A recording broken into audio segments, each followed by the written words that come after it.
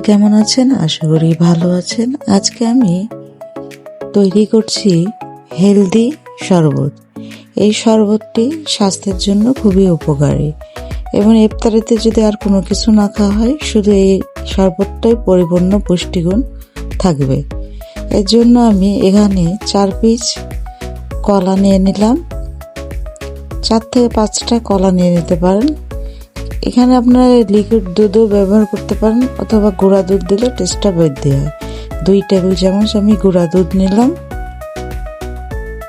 এবং এই গুঁড়া দুধ ও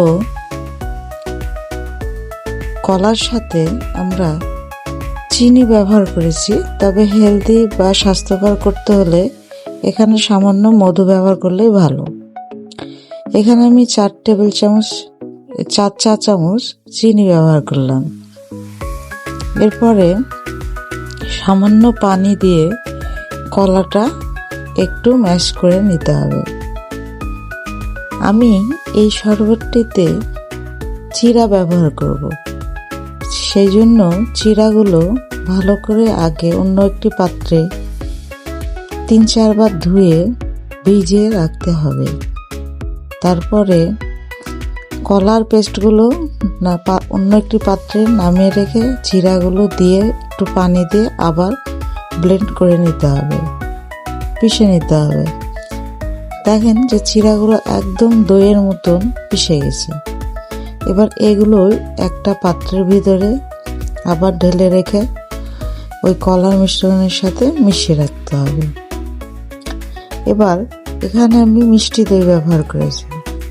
যাদের মিষ্টি দই খাওয়া হবে না তারা টক দই ব্যবহার করবেন।